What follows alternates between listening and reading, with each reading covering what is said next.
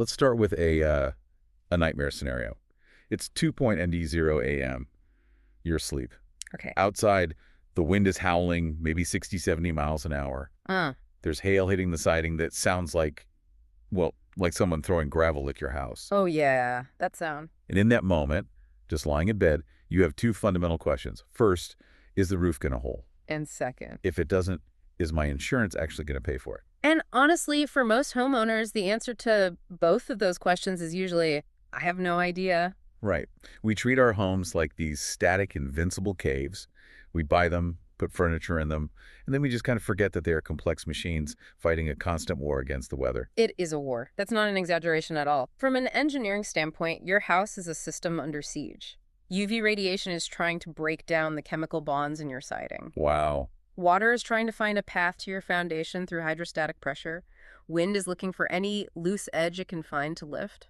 Okay, you're stressing me out already. But this is exactly why we're doing this deep dive today. We're looking at a stack of research centered on a company called Safeguard Construction. Mm-hmm. Now, on the surface, they're a restoration firm.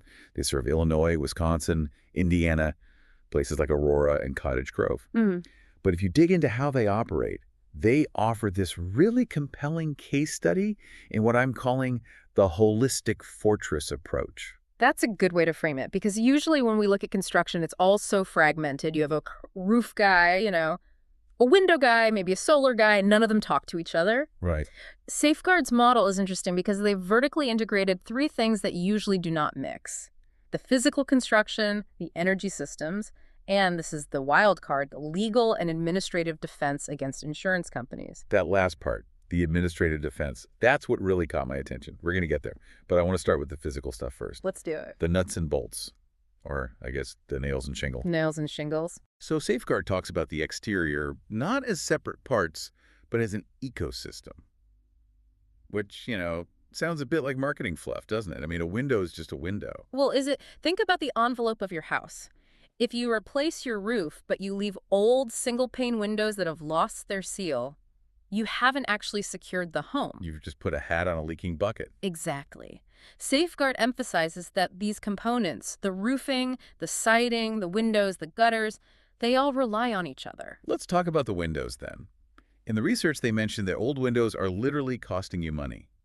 Now, aside from just looking ugly, what's the actual mechanism there? It's about thermal bridging and air infiltration. Old windows, especially if the seals have failed, they act like holes in your insulation. Oh.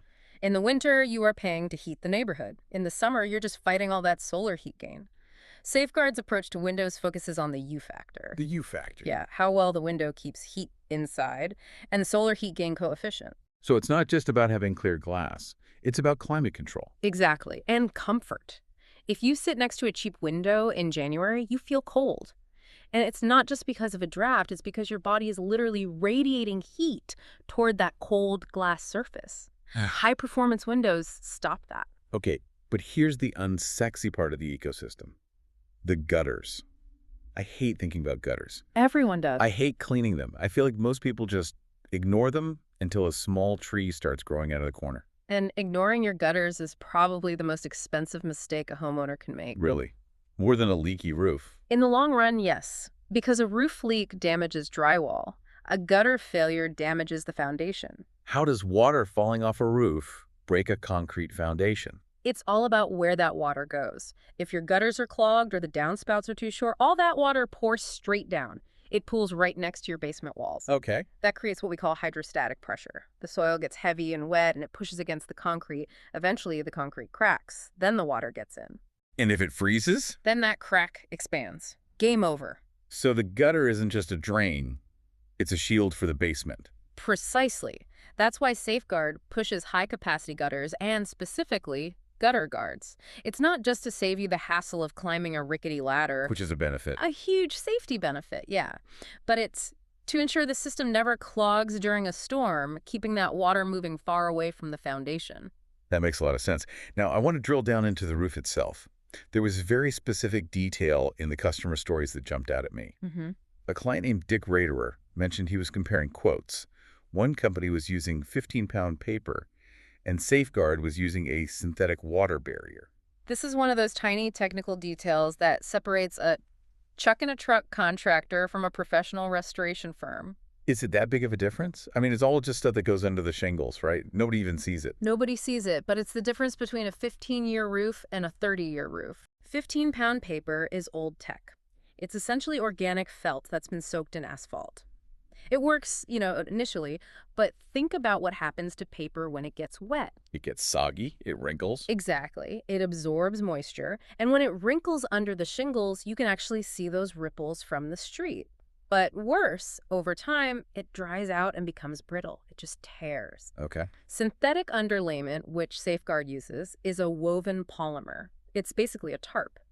You could strip the shingles off and leave that synthetic exposed to rain for 6 months and it wouldn't leak. No way. It doesn't rot, it doesn't wrinkle, and it breathes so moisture doesn't get trapped in your attic. So when that other contractor quoted Dick Reederer a lower price, it was because he was using a product that literally rots. He was cutting corners on the one layer that matters most. And that's the catch with construction quotes. The bottom line number doesn't tell you the whole story. You have to look at the spec sheet. Buy it nice or buy it twice? Every single time. Okay, so we've got the fortress secured, the water is flowing away, the thermal envelope is sealed, the underlayment is bulletproof. Now let's talk about upgrading the power supply. Solar. This is where things get complicated for a lot of homeowners. I feel like solar and roofing are like oil and water. They just don't seem to mix well. Historically, you are absolutely right. It's a classic vendor conflict. How so? You hire a roofer to put on a pristine new roof. Then, 2 weeks later, a solar crew shows up, and what do? Oh. They drill hundreds of holes through your brand new shingles to mount the racks. That sounds like a recipe for a warranty disaster. It is. The roofer says, I warrant the roof, but not if you drill holes in it. The solar company says, we warrant the panels, but if the roof leaks, that's a roof problem. And the homeowner is stuck in the middle. Stuck. If you get a leak at a penetration point, good luck getting anyone to take responsibility. They just point fingers at each other. So how does Safeguard solve this? Because they have a whole division called Safeguard Solar. They integrated it. It's the same entity. By handling both the roofing and the solar installation, they eliminate that penetration warranty gap. So their own guys are doing it. Their own crews are flashing the mounts in properly as they build the roof or retrofitting them later. So if it leaks... There's only one phone number to call. Correct. And that is a massive stress reducer. It simplifies the transition to what they call energy independence. You aren't acting as the general contractor trying to mediate a fight between two separate companies. You just have a system that works. It seems so obvious, yet so few companies actually do it. It's hard to do. Roofing is a specific trade. Electrical engineering for solar is a completely different trade. Bringing them under one roof, pun intended, requires a lot of coordination. But for the homeowner, it's seamless. That's the goal. All right, I want to pivot to the third leg of this stool. We've done construction, we've done energy, now we have to talk about the administrative defense. This is the part that I think will surprise a lot of people. Safeguard Public Adjusters, Inc.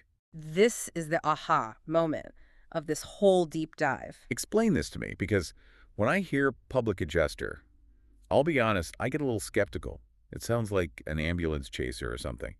Why does a construction company need a legal arm? To understand that, you have to understand how insurance claims actually work. Let's say a storm hits Aurora, hail damage. You call your insurance company, they send out an adjuster. Who pays that adjuster? The insurance company pays them. Right.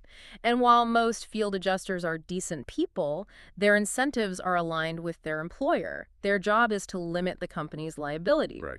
They might walk your roof, see some dents, and say, well, the shingles are bruised, but they aren't failed. We'll pay for a repair of 10 shingles. But the homeowner doesn't know any better. They just see a guy with a clipboard and assume he's the expert. Exactly.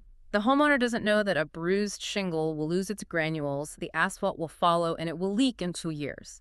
The insurance company closes the claim with a $500 check. And they think they're done. A public adjuster flips the script. They work for you, the homeowner.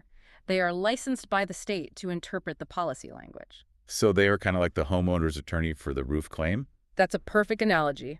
Think of the insurance adjuster as an IRS auditor, and the public adjuster as your CPA. The auditor is looking for reasons not to give you money. Okay. The CPA knows the code, knows the laws, and knows exactly what you are entitled to. And Safeguard brings this in-house. Yes. And that is incredibly rare, Usually, if you want a public adjuster, you have to go out and hire a separate firm, and they take a percentage of the claim. Safeguard has integrated this so they can handle the claim and the construction. I assume this is to make sure they actually get enough money to do the job right. Bingo. Remember the synthetic underlayment versus the paper. If the insurance company only approves a budget for the cheapest possible repair, the contractor is forced to cut corners. I see. By using their public adjusting arm, Safeguard fights to get the full replacement, cost market rates, code upgrades, proper materials. So they fight the bureaucracy so they don't have to compromise on the actual construction. Exactly. It ensures the project is fully funded. And they are pretty aggressive about educating homeowners on this. The owner, Kevin C. Schultz, actually wrote a free ebook explaining this whole process. Which is a cool move. Instead of hoarding the secret sauce, they're giving you the manual on how to not get ripped off by your insurer. It levels the playing field. I mean, insurance policies are dense legal documents. Having someone on your side who speaks that language is a game changer. Okay, so we have the tech, the solar, and the legal muscle. But I want to talk about the people for a minute. The human element. Because you can have the best business model in the world, but if the guy swinging the hammer is a jerk, or the project manager ghosts you, it's still a nightmare. It is. Construction is invasive. These people are in your yard, on your roof, looking in your windows practically. Trust is the only currency that matters. There was a story in the reviews about a guy named Dick Reederer. The same guy with the underlayment, actually, that I think really sums this up. He calls it the honesty test. I love this story. So Dick thinks he has hail damage. He calls a bunch of companies. They show up, climb the ladder, come down, and they say, oh yeah, it's a disaster up there. Sign this contract right now and we'll get it fixed. Classic high-pressure sales, scaring you into a signature. Right. Then he calls Safeguard. They come out, inspect the roof, and they tell him nothing. Nothing. They told him, you don't have hail damage, your roof is fine. So they just walked away from a payday. They did. At that moment, there was no work to be done. But think about the psychology of that.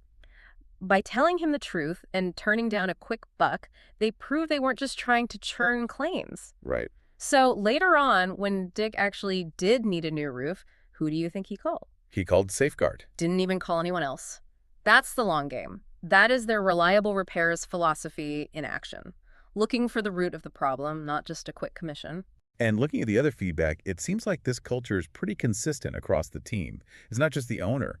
There were names that kept popping up. Obed Perez, for example. Yes, Obed was mentioned a few times. Sarah Martineth wrote about how calm he was. And that matters. Renovation is stressful. There's noise, mess, money. Oh, yeah.